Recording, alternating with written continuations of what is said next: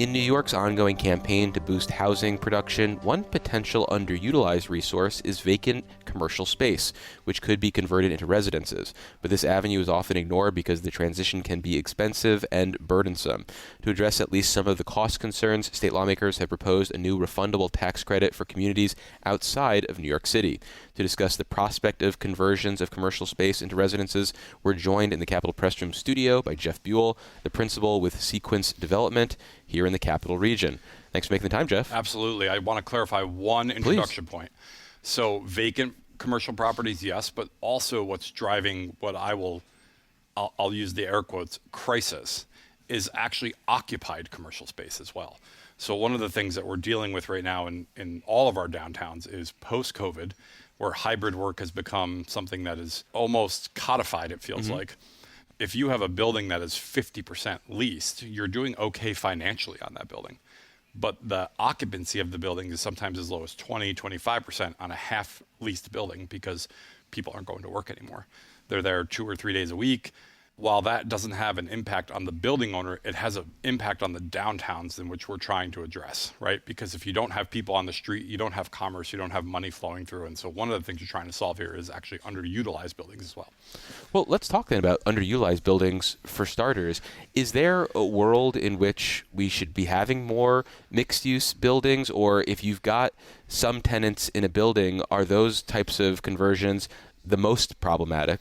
So if you're talking genuine mixed use, Sure. It is problematic, right? So you can't have, I shouldn't say you can't. It would be challenging to have floors 1 through 5 as a law firm and floors 6 through 12 as residential. That's weird, especially in our market where it's just such it can present a quagmire. I'll give you a very specific example. When we redeveloped the Kenmore building in downtown Albany, which is a very prominent building, it was challenging at the time to get financing for the buildings because residential in downtown Albany was still sort of an unknown. Do people actually want to live here? And so the lenders, in their wisdom, pushed us to have some office space inside of these buildings. Great, office space users are easy. So we have a law firm, co-working space, got a bunch of stuff.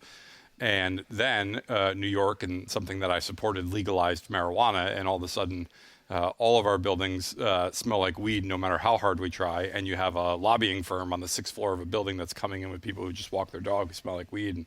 And so it presents this how do they interact challenge, right? So without separate banks of elevators, really tricky. So true mixed use in our area, I don't think is something we're going to see right away, with the caveat that when possible, all first floors of buildings should be retail oriented so that you have something that's open consistently on the street front for people. It just improves the walkability of something, right? Nobody wants to walk by a dead space. And so particularly in Albany, where we have a lot of state buildings that are vacant on the weekends, we have a lot of dead storefronts. Sure. So I would caveat my answer with, I think what the projection of this bill would do is create a lot more apartments. And then I would hope that everyone would follow the example of, if you have a storefront on the street, it shouldn't be an amenity space for the building. It should be retail. Well, let's talk then about the prospect of converting those buildings that are vacant. And before we get to how to make it work financially, how to overcome any sort of regulatory or local challenges, I'm interested in what that conversion process is like from just the physical aspect of it. So are there types of commercial spaces, types of office spaces that are better fits for this type of conversion? I mean, what's actually involved in making a space ready to be lived in? Yeah, so the big thing that, it's one of these things where you know right away or you don't know. Okay. If you don't know right away, it doesn't work. And what you're looking for when you go into an old commercial office building is, where is my light? Because I have to put my apartments obviously on windows, and how much space is getting eaten up in the middle. And you say obviously, so we can't have apartments with no windows. Obvious. Well, you can have apartments with, we liberally use the term borrowed light. Okay. And so, you can put giant skylights inside of buildings, and you can have apartments looking out onto atriums. Locally, think of like Crossgates Mall, where you have this giant atrium going down the middle. You theoretically could put apartments in there and have it shine. We did that at the Kenmore building, where there's 2 giant atriums, and so we do have apartments that look out onto atriums. But generally speaking, helpful to have. Generally speaking, what you're looking for is you don't want to lose a glut of space in the middle of the building. And so where Albany is blessed, and Syracuse has some opportunities, and Rochester is, these office buildings were built, and this is where we differentiate completely from New York City. These office buildings were built before people wanted 40,000 square feet on one floor. And so I'm thinking of a building in Albany right now that I'm trying to pursue if this bill passes.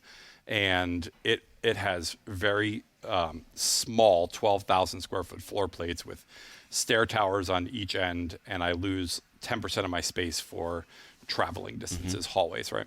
And so there are a number of buildings locally, Albany, Schenectady, and Troy, that are sitting at that 50% occupied number that do convert well to residential.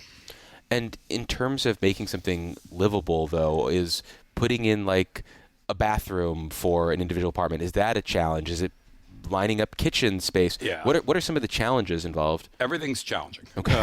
And so you have to be a little bit insane to want to do this anyway. Happily, I am a little bit insane. It's not so much the bathrooms, it's how much asbestos is in the building, right? You can't just put a carpet over it and stop the asbestos from flowing up through the floor. It's not like the reporters here at the Capitol. It's not like the reporters at the Capitol. So what you're really looking for, what are my environmental conditions? What is my structure? Because not only, I'm going to speak for me again specifically because it's the easiest way for me to walk through the economics. I also utilize historic tax credits on buildings. So Sure. I decided a long time ago that the greenest form of development was not knocking down a building and putting it in a landfill. And so if you can preserve what is here, that's great. And so there are ways to maneuver around building code with historic exemptions that allow these buildings to get done.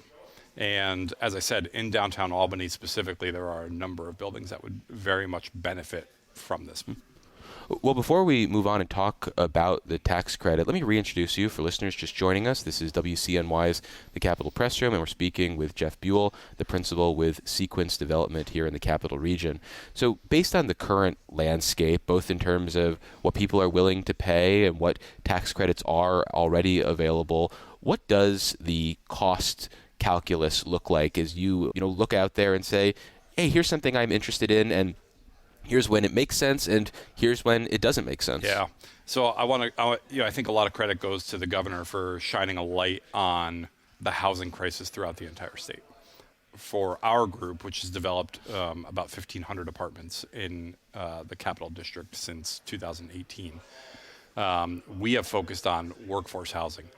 And it's a very interesting business model because you're entering a world where the market exists. We have no problem leasing apartments. That doesn't mean we don't have a problem being profitable on leasing the apartments. And so when you look at what we're trying to do here, typically the way that a commercial building is sold in the marketplace is you take your net operating income, my revenue less my expenses, that's my net operating income. I put a capitalization rate on it, and that's the value.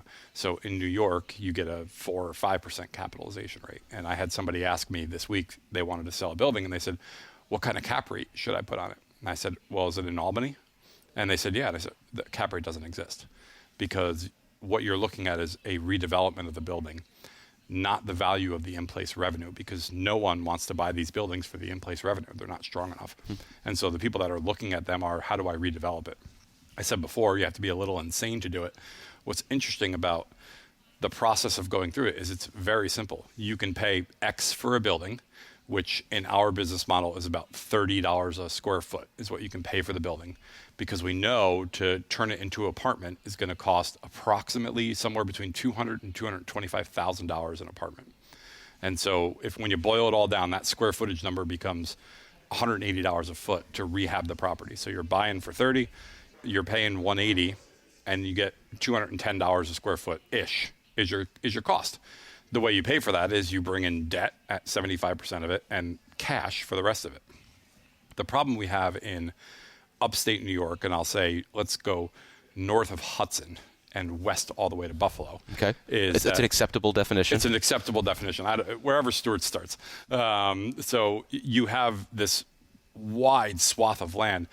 that has pretty much the same issue. The people that want to live in the downtowns can have a ceiling on what they want to pay for rent. And that ceiling right now, as we sit here today, is somewhere between $1,400 and $1,600 a month for an apartment. Well, and that was going to be one of my questions, was about the revenue side of things. Is this based on this sort of more affordable apartments, or can you just jack up the rent to something even higher than that to make this calculation work? You certainly, every Excel spreadsheet that a developer has works, because all they need to do is switch the numbers and go to here. So, right? So I could take without this new tax credit, I can take my pro forma and I can increase my rents 20%, and suddenly it works.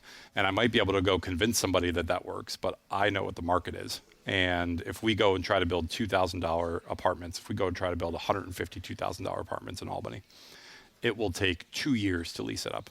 If we go build $1,500 apartments, it'll lease up in 6 months. And so knowing that that's where your market is, and you have a ceiling on your revenue, you have to get a return for the cash that you're putting into the deal. And this 10% number is not, plucked out of a hat. It is literally the gap between being able to make money and losing money. Yeah, and Democratic lawmakers have proposed a refundable tax credit worth 10% of qualified expenditures toward the rehab of office buildings, where at least that magic number, 50% of the building must be vacant and converted to residential use. It sounds like you feel like that's a meaningful subsidy. It's a meaningful subsidy. Let's use $10 million for a very easy example. Sure. If I have a $10 million project, I'm going to borrow $7.5 million on it. And if I have to put $2.5 million into it, I will lose money. If I have to put $1.5 million into it, I can probably make between a 7 and a 10% return on the money that's going in, which is reasonable in the marketplace. It's not currently much more than you get in your savings account, which is challenging. But if you can hit between 7 and 10%, there are people that will invest in real estate at that number. When you go all the way up to $2.5 million that needs to go in, now you're looking at maybe a 2 or 3% return, and that's if everything goes well. And nobody's going to take that chance. And in terms of other restrictions, what if the state wanted to put, say, a requirement on the number of affordable housing units that need to be involved in something like that? Does that make sense, or does this only work if the property developers are allowed to charge whatever they think makes sense? So in my personal opinion, I believe if you're asking the state for a subsidy to do your development, they can restrict a certain amount of units that you want to do. But would people still want to utilize it? I will. So I'm only speaking for myself there. But I think, we just went through this big battle in Albany the last 3 years with inclusionary zoning. And sure. I think we finally have it resolved, and working through it for a couple months with the housing advocates at the table, and we were going back and forth, and it was a very fruitful conversation. And I think that everyone recognizes that, one, mixed income assets are awesome. They're awesome for your city. They're awesome for the vibe. You want different people from different walks of life living in one place. That's how people have lived for millennia, right? This is what we do. And so I am not at all turned off by the idea that there would be some sort of affordable rate that has to be in there. I don't find it cumbersome, but I should preface that with, I build workforce housing and I know what my ceiling is. And after a quick break, we'll continue our conversation about converting office space into residences with Jeff Buell, the principal with Sequence Development here in the Capital Region.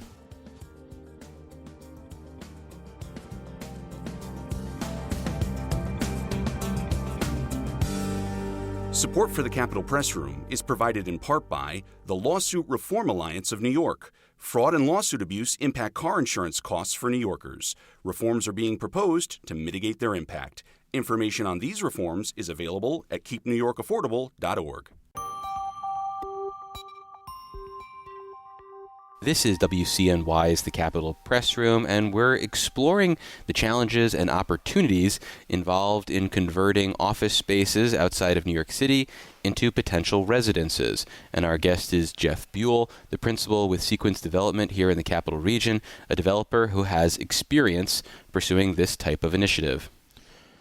I want to pivot to rules and regulations that might also be a deterrent to this, because that has been part of the narrative we've heard from Governor Kathy Hochul the last few years as she looks to increase the pace of new housing that's being built, whether it's local zoning that is deterring people, or maybe it's the state's environmental quality review process is a headache that keeps developers from even thinking about starting. How does red tape factor into this kind of conversation? I would say you can draw a very bold line between there are places in New York where it is easy to work and there are places where it is difficult to work. So pivoting away from, there was a good op-ed in the TU today about seeker. And if you were trying to build something in locally, if we were doing it in Clifton Park or Malta or Saratoga, those are helpful to cut the red tape and make it less difficult. This specific bill, again, personal opinion, will benefit most cities that have lagging commercial space. So not Clifton Park, not Saratoga, but in Albany, a Schenectady, a Troy, a Utica, Syracuse, Buffalo, New Rochelle. Those types of places that have these big assets will benefit from us. I think cutting red tape is always a benefit to the private side. I think it would help build apartments in places where people, very specifically, I'm thinking, would opt for school choice in a different manner, right? So, not to get into a charter debate, but people who are more affluent have the opportunity to choose their school because they can just move to a different community. Sure. Whereas, less affluent places, you don't have that opportunity. So it's really two different stories. You have places that certainly, where it should not take 2.5, 3 years to get a project approved in, a town or a village, but that's a suburban issue. If I go to Albany and I want to build something, it doesn't take me 2 years to get it approved. It'll take, 4 months, which is a reasonable time period. So where we've done work, I do not find the secret to be cumbersome, but New York is two vastly different places. It sounds like you were making a big differentiation between suburban communities and urban communities. Is that just as a result of local rules and regulations, or does the state factor into that conversation as well? It's I am drawing a differentiation, and I would say there is an issue with what you're talking about and cutting the red tape in suburban places where there's a lot of NIMBYism, and you don't want this is especially applicable when it comes to affordable housing, where people in affluent communities just over and over and over again do not want affordable housing built, which puts the strain back on the cities to build all of the affordable housing. And that's an argument that should be made. It's less of an issue in places where, there are opportunities to build.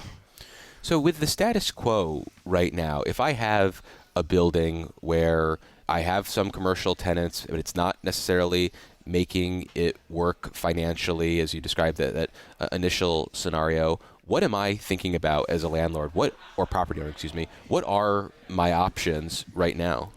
How into the minutia do you want me to get? Well, let's stay as 10,000 feet if possible.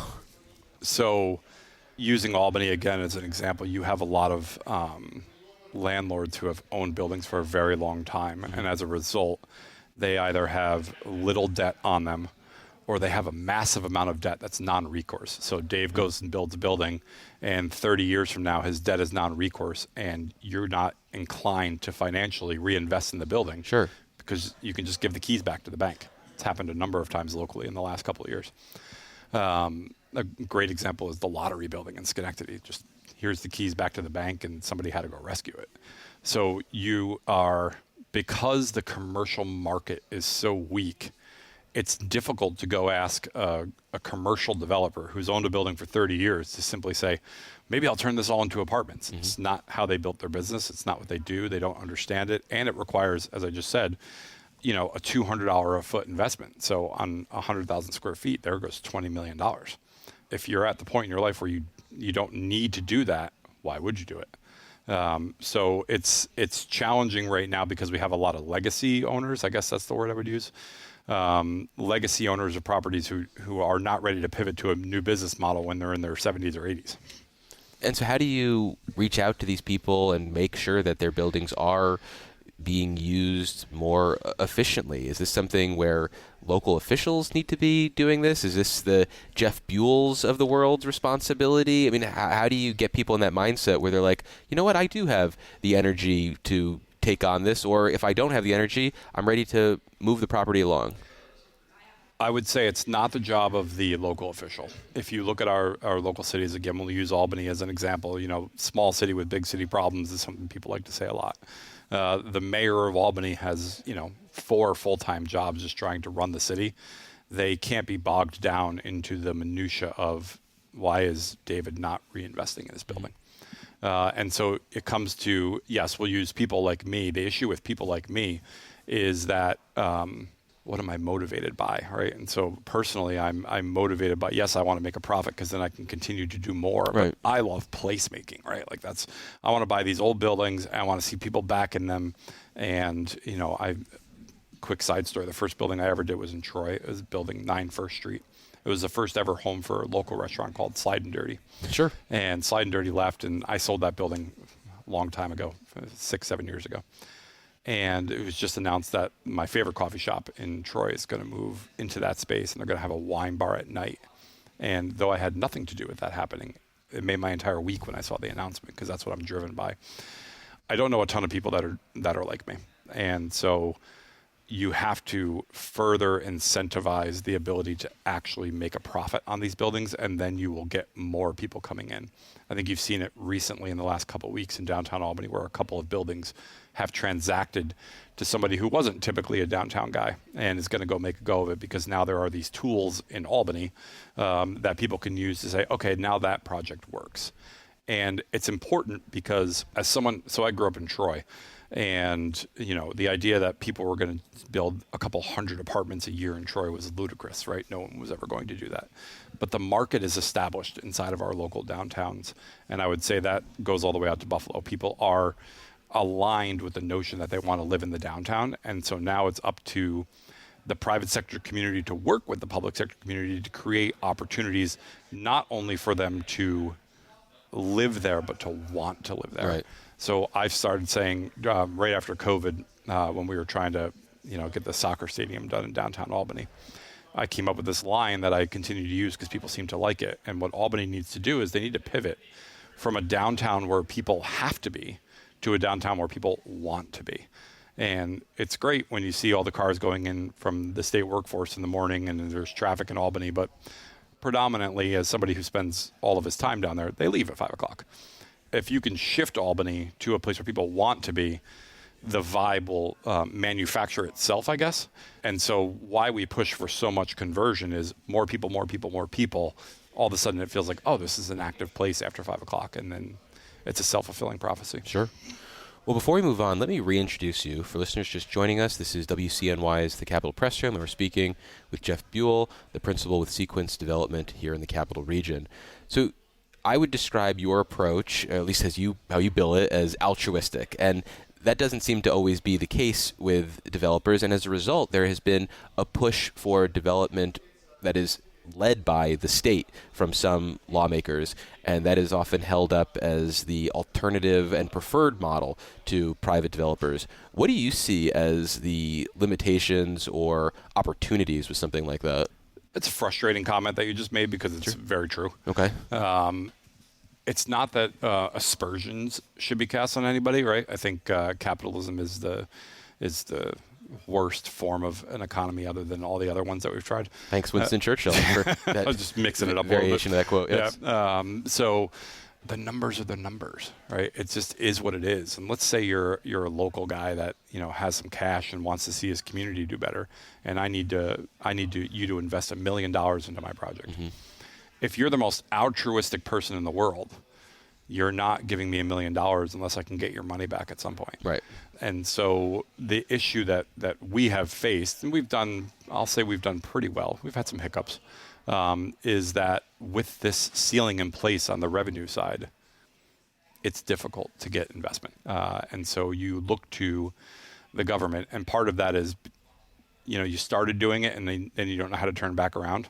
But, there are examples locally where you don't need government money to go do something. You could go build 200 apartments in Saratoga and you make a fortune. Sure. Because people want to be in Saratoga. But that doesn't mean when I'm out of state and I'm traveling and I'm talking to people about where I'm from, I don't say I was born in Schenectady and raised in Troy. I say I'm from Albany. And so in my opinion, as Albany goes, and then hyper specifically as downtown Albany goes, so goes the region. When we were here, was it 2 years ago when Rebecca Lobo said, "Good luck trying to find something to do in Albany"? Well, she wasn't wrong, right? And especially after 5 o'clock. Especially after 5 o'clock, and we had this prideful response to that comment of, "You could have done this and this and this and this." And the reality is, I was at those games, and I walked outside with 2 people from Iowa after the game, and they were standing on the corner of North Pearl, and they're like, "Where do we go?" I was like, "Well, what do you want?" And they're like, "Well, we're staying out on Wolf Road." And it's like, well, it is Sunday, and it is 6:30, so I don't actually know where to tell you to go, and that can't be our space for the next 20 years in downtown Albany. We need to rebuild the downtown so that if you're coming to upstate New York for business and just look at this building and everybody that's in it every single day from January to June, people have to be here, right? So if you know that people are going to have to be here for the long term, what are you doing so that they want to be here the next time that they come back, so that they say, "Oh, I love that place in Albany. I can't wait to go back there." That's how we need to be envisioning our community. And the only way to do that is to have more people here, because more people will drive commerce, which will drive ideas. Well, lastly, and a bit of a pivot, we often hear people say that they're having a tough time collecting rent. Yep. Are you experiencing that at all in any of your properties? I will tell you that in the early stages of COVID, I thought, "Oh man, I'm toast." Sure. And look, the reality is, on the rental side, 90% of the people pay their rent, on time, no issue. And 10% don't, and it's a challenge, and you have to balance. I have to pay my rent this month, which is my mortgage, and that person lost their job and lost the childcare and lost this, and so it's a challenging business to be in when you have an empathetic side. It's not that it's not an issue. It's not something that deters me from wanting to keep building.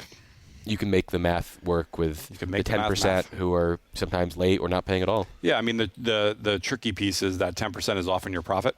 And so when I say 10%, I'm also including commercial tenants, right? We believe strongly in that street front retail I was describing.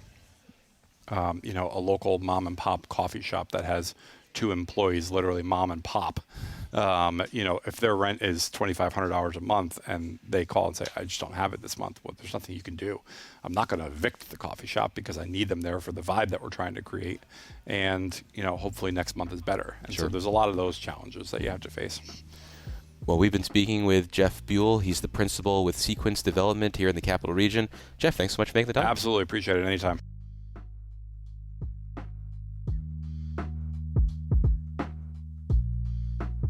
Thanks for listening to today's edition of the Capitol Press Room. For an insider take on what's happening in state government, check out our Dispatches from Planet Albany show, available wherever you get podcasts or at capitolpressroom.org. Join us again for Capitol Press Room, a production of WCNY Connected, Syracuse.